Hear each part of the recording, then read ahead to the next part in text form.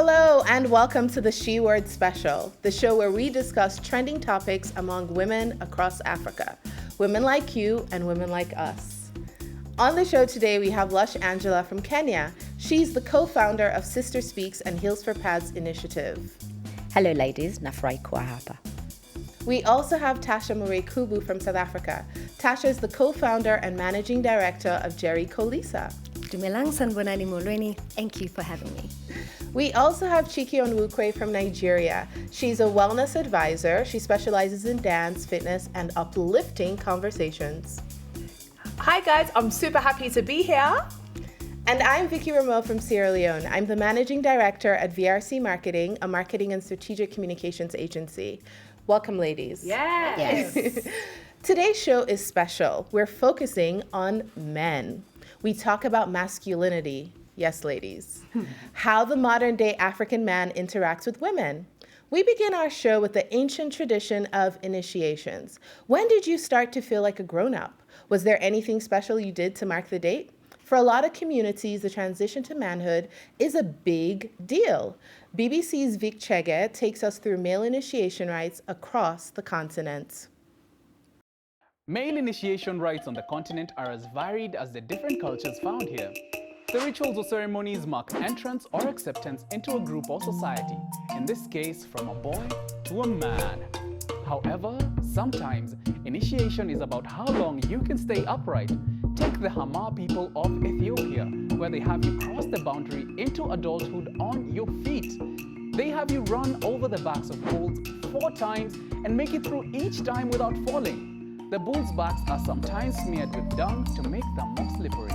The point of this is to show how athletic you are, which in turn determines how manly you are. And bringing things to a head or to the head is the Dinka and Nuer tribe. Their initiation rites involve cutting intricate cuts on their foreheads. The most common of these is 6 parallel horizontal lines cut straight across. This isn't restricted to these 2 tribes though. It is practiced by numerous ethnic tribes within South Sudan. But perhaps the most extreme initiation rituals belongs to the Maasai tribe. Armed with just a spear and a shield, initiates had to kill an adult male lion as a method of separating the strong from the weak. This is exceedingly foolproof.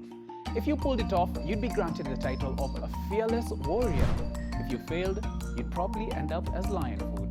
While there are thousands of variations, there is one that cuts across many cultures, like literally cuts with a knife or scalpel, or really your circumciser's blade of choice.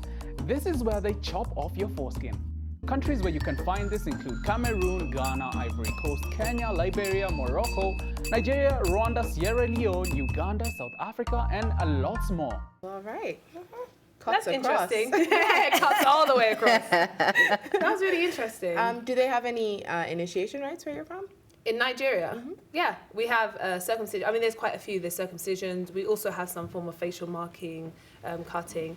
It's very tribal dependent. I've never really thought of circumcision as something that was an initiation, right? Because, you know, most of what I understand is that it happens when you're really young. But I also know that there are some cultures where maybe at 12 or 13, the boy goes off into the forest. Go into the woods. To, you know, with other men to learn how to hunt and how to fish, etc. And I think it is an important part of culture. But I mean, masculinity just being limited to that feels like it's a very rigid or small definition. So my tribe is Kikuyu, and we do something called where they actually do go away, and the boys they take a group of 11 to 12, maybe even 10, and they take him away and they get their circumcision done, and they're away. They stay where they are for quite some time actually, because they're not allowed to be around women, so they have to be around men so that the healing can happen. And then after, we have a celebration. So for me, growing up, I've always known that when our boy is turning 11 or 12, he becomes a man. Like that's the version of their periods in a sense. Let me ask you, is that a Kikuyu thing? Because that's true of Luyas. Most cultures in Kenya do it. Okay. Yeah, most cultures. Same, yeah. So But some cultures don't practice circumcision. Okay. Yeah. Okay. I think it's interesting. I mean, like, I agree with you, Vicky. I think culture should be preserved and protected, but I do think there has to be a line, and the line should be if it's not painful or harmful.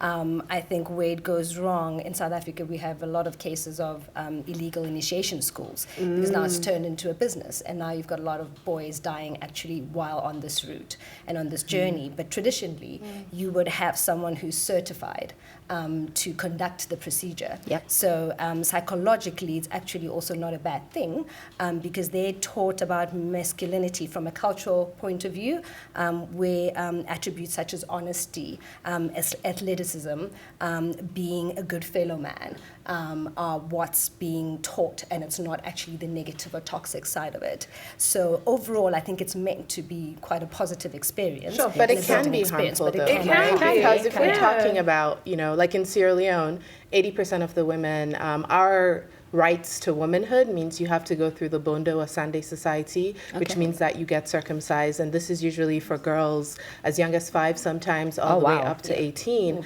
And, FGM has lots of complications. I mean, there's lots of data in terms of what happens. And I think that while we accept that male circumcision is so normal, there are lots of cases also now. There's a whole, global campaign where men are saying that, they don't want to be circumcised and this is harmful. Yeah. And so, I mean, on the continent, I don't know if the conversation has moved there yet. Like you said, circumcision, which kind of take as a norm, but killing a lion, Oh, no, like some of facial cut. So is there another way? Because I think we all agree that the teachings are, quite important. Yes. Is there maybe another way that guys can experience, or should there be? I mean, But in the modern world, let's just be honest, right? In the world of today, do you really need to kill a lion to be a man? No, of right? course. Do you need to How many jump on lions a can you cow? kill? to be a man? Like when you get to college, is it one of the skill sets? And also, my thing is, if it's a lot of this is aggressive, right? It's very aggressive.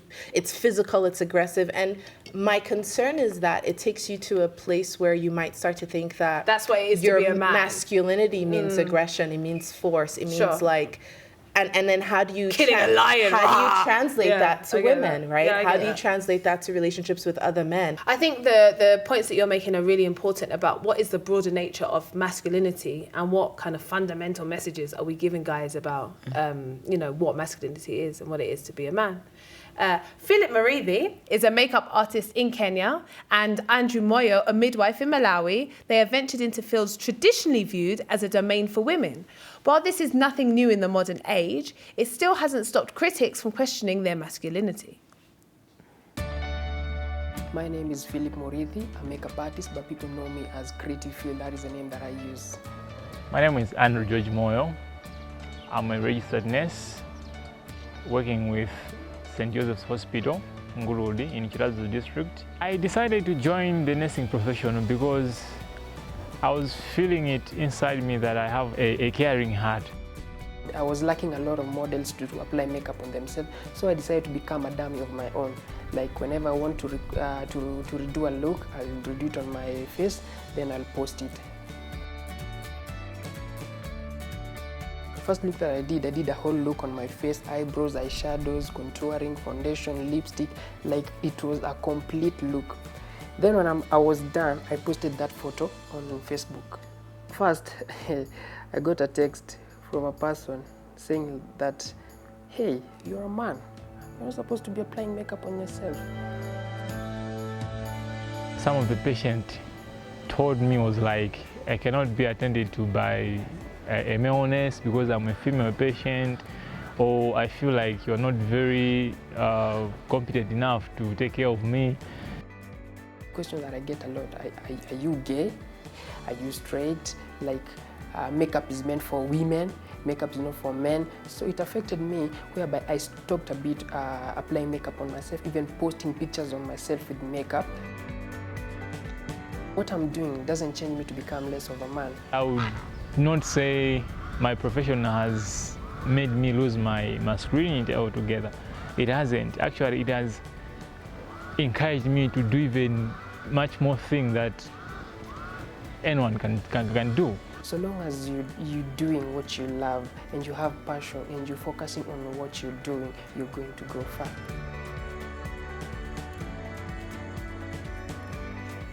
Wow. We just have to throw man job, woman job Out of the window. We have to. Out of We the just window. have to. We just I have to agree. change that I agree. because all it does is it limits people, right? You could Yeah. have a passion that you want to pursue, Yep. Sure. but because somebody has said this is not what a man does, this is not what a woman does. It's improved because when we look at what it used to be, women weren't allowed to be doctors and lawyers Pilots. and pilots and all those professions. So it's really changing positively a lot for the women as history goes on. However, for the men, for them to venture into professions that were predominantly associated with women, it's actually a bit harder, and without being called homosexual or whatever identity. Whether or not they are, that actually is also irrelevant. But we've taken these like social constructs and like have actually gotten them embedded into our system so much so we can't let someone go on with a career choice. Masculinity often is defined, at least toxic masculinity, as this extreme thing that has to subjugate or destroy anything that's feminine, right? So men aren't allowed to embrace femininity because it's like that's not manhood. I think what happens is in Africa, some things are still like shock horror, new, like, oh my God, like how dare you make hair? Like it's beneath you, and it's not. Again, to the point of passion, maybe he was brought in this earth to make us look beautiful, and men need to accept that, not reduce someone else because they're not a mechanic. We also need to change the narrative that if I go and Google a man, I will not just see a man as a mechanic or a pilot. I'll also see him as a makeup artist, you know? Do you think that it's up to brands or society in general? Because if we leave the conversation to brands, then where does that really take us? Agreed. What's the responsibility of us as the community? But that's you a know, challenge for us, that we should also, if they're doing that, means that clearly there's an issue. So narrative needs to change. What brands agree- are trying I to do agree is with you. start the conversation, I agree. which is what's important. I agree with you entirely. I think the narrative change is well overdue. So when we come back after this short break, we will hear the views of 3 men from Ghana, Nigeria, and Kenya on what they think it is to be a man. We'll be right back. Oh yeah, okay, cool. Yeah.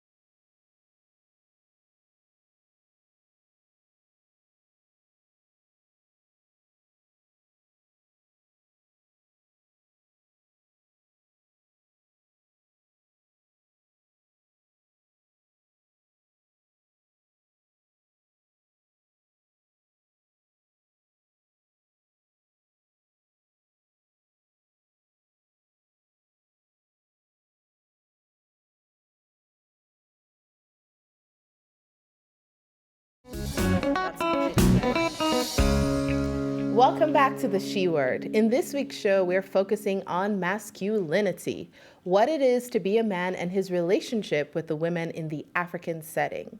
We spoke to Tunde Daniel, Bernard Garte, and Amani Maranga. Ladies, we've got mail.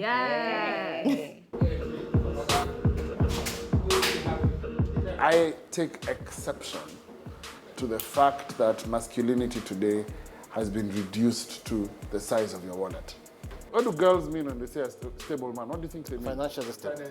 Yeah, He pays my bills at the end of the month. exactly. But the guy could be emotionally unstable, Bana. Women have fought for so much empowerment that even when it comes to paying house rents, you hear them say, let's split the bills. Or the woman pays the house rent and a man moves into a woman's house. From where I come from, it's like a taboo. We go out to eat and I hear we split bills. For me, it doesn't work. No. I'm a man. If I'm taking you out, even if you're the one paying, you give me the money, I'll pay. That's it. Well, I think there are some pressures of masculinity, and I'll give it to them. Typical example: when a group of guys meet in a typical barber shop like this, when Amani is talking about how many women he's dating or how many women are in his life, there's a lot of pressure to also sort of say you also have a lot of women in your life. And I think that's one of the things that is toxic. If you are a one-woman kind of guy, sometimes people look at you like, Are you a man? Are you really a man? As a man, you should have multiple girlfriends, but I really, I really do not understand that. Society now promotes single mothers, which is good, but for me, I feel a child growing up without the impact of a father in their life goes a long way to determine who that child becomes. You need to respect women as a man. You need to be in control of your emotions, but it doesn't mean you can't be vulnerable. You can express them, but as a man, you need to be in control as well. As a man, you need to also take charge when the situation calls for itself. The family unit, the father, mother, child unit is not seen as important anymore, right? So, in fact, we all know the role of a mother. We're not quite sure about the role of a father. A woman cannot call out masculinity. Why? Because she's not masculine, So she can raise a boy, but I'm not sure she can raise a man. Obviously, there's a lot of... It's just clear that the men themselves are unclear as to what masculinity is. And then there's the conversation around fatherhood. And it's so interesting that fatherhood and masculinity, and then saying that a woman can't teach a boy how to be a man. He raised a good point. He said something about when a woman says that they want a stable man, what does it mean? For me, I mean, it's about emotional stability. I don't want someone who hasn't got mental fitness, because then I'm inviting energies that ain't right. So I need you to get yourself right mentally, emotionally. Be a person who can cry to me and talk to me about your problems. He touched on something very important about being the provider, which used to be very closely associated with masculinity. Now you've got times changing, and that's how men used to establish their dominance in the household. So now you've got times changing where women are now becoming the providers or co-providing, and men are finding themselves outside of scope, and they don't feel like they're men enough. And how they've now tried to compensate for that is by being violent towards women to reestablish their dominance. And you see this cycle of violence, not just against women, against children, even against each other when they're in prisons, because now they've been taught to not fight it out, and now they bring it to the home, and it sets an unhealthy trend. I always tell people that the worst thing you can do to an African man is take away his ability to give you money, right? It's like you have insulted him. Did you? If you're like, you sit the money on the table. I got this. You're like, you don't want, and then they literally feel like you don't need me, which means that their identity is as based men on need. is really, really tied to their capacity to provide financially. And in the absence of that, they really, really struggle. And I also feel like the kind of like the intensity varies. Like it was really interesting watching the Nigerian gentleman in the thing, and coming from Nigeria and living here. Man, like if you look at Kenyan society, of course the idea about paying for things exists. Yes. But the sheer insult, that a Nigerian man will feel. Yes. I've experienced it. Even if you are poor, you slip me the money. What do you mean? Like the sheer insult that comes with it. So I definitely think these issues vary from country to country. I don't think all men are the same, depending on where you go, and the intensity of what it means to be a provider shifts depending Right, on and where women you do are. struggle. I must say, in the U.S., a lot of my friends who grew up on the continent, when they move to the U.S. and guys aren't paying for everything, it's like, these American men, they are cheapo. I've heard that a lot. Now, phrases as "men don't cry" and "man up" are often heard when men are trying to express their emotions. In turn, men have been known to bottle up their woes. But where can men go to offload their issues? Richard Kimondo from Kenya has started a safe space in his parents' home for young men to go and release some of their life's pressures. Let's take a look. Over the last 3 years, I have sadly lost 3 friends, men, to suicide. Safe Haven is a free and non-judgmental space where men can, unburden themselves or talk about their issues. This is the space we're using.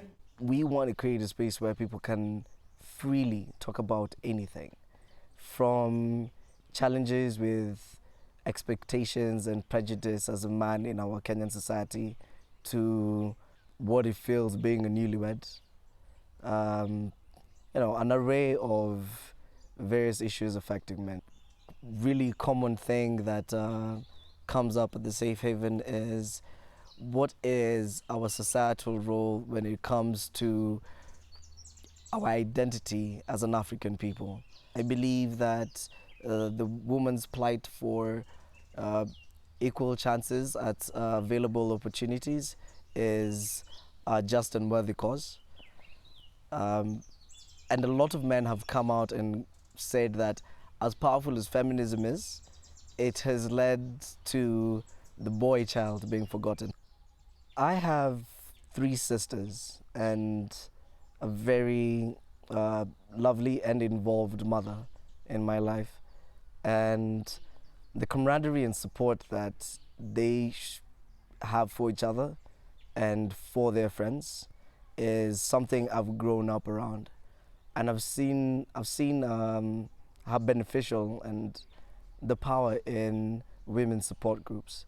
We have identified we lack an understanding. There's a stigmatization to people opening up about their issues.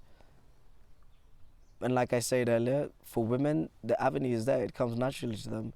For men, it's even more important that we start opening up now, because we're already at a disposition where we are not tuned to talk about our feelings. We are not supposed to show weakness. When feelings, emotion, and weakness is human nature. And men are humans as well. I love what he's doing. It's a shame that a lot of men feel like the key issue that's threatened their identity as is men female empowerment. is femininity and female empowerment. Yeah. But I would say that what's actually killing masculinity is toxic masculinity, right? Because when you tell yourself that emotions are a woman's thing, expressing them, feeling and like being introverted and being conscious and being self-aware, that all of those things are a woman's domain, you're literally killing yourself internally because you don't have an output or an outlet. How do we support men to have these conversations? How do men support each other to have these conversations amongst each other? It has to be societal because, first of all, in our society at large, a man with any kind of mental illness, whether depression or anxiety or otherwise, is not seen as man enough. Sure. And men aren't able to express this. And I know this firsthand because I lost my dad to a suicide. And I always go back and look at who was around him. So when people were looking at him, he was a successful man. He had a good family. His kids were considered good kids. So he had the perfect life. He was doing well financially. What was lacking was that he did not have a space to actually deal with that issue. Even when he did eventually go see a psychiatrist and get on medication, the fact that this man who is bold and a director and a father and a husband was taking medication that has something to do with him mentally was not a good look. So eventually he got off that medication, and that's what led to it. There are not enough spaces for them to express themselves because we haven't normalized the conversation for them to. What I call that is a champagne bottle effect. So they hold everything in, and then one day they explode, and that comes through taking drugs, that comes through committing suicide. I have a cousin, unfortunately, he also committed suicide. And what's going to happen is, it's great that we as women that are taking charge to support our girls, but there's going to be a point in life for our younger generation where there's going to be an unbalance again, where the women are going to be so empowered, the man won't be. And it's great to see a gentleman taking his own accord to say, okay, looking at himself and saying, we need to create this space. Ultimately, it comes back to parents, right? At the end of the day, you know, like I said, I'm raising my son, and I never tell him. You can't. There's no man in this. When he Don't cries, cry. I never tell him, you know, oh, you're a boy, don't cry. I let him know that it's okay to cry. So when he cries, I don't say stop crying. I just say, you know, I just like rub his back so that he can you know, release or I it. tell him to breathe. Even more than that, I think this competitiveness also needs to stop. Every single time there's a conversation about the boy child, somehow it's connected with female empowerment. Yes. Why can't we just say we want the best for generations? Yes. We want to teach our children, irrespective of their gender, to be good, to be strong. But in the main, how do we make the conversation about humans and giving the best to humanity as opposed to a boy or a girl or whatever? Because I think that's where we're going wrong. Right. Remember, sticking to social constructs like masculinity is also one of the problems, because we've been talking about what is masculinity, and if we were to move away from that and stop giving these traits, because we are trying to put it in a box and give it traits and assign it to the boy or the growing boy. Great point, but we're going to have to talk about that later. It's been great talking today, but I know there's so much more to say on this topic. So please join the discussion on BBC Africa's social media platforms and keep the conversation going with the hashtag BBC The She Word. Goodbye.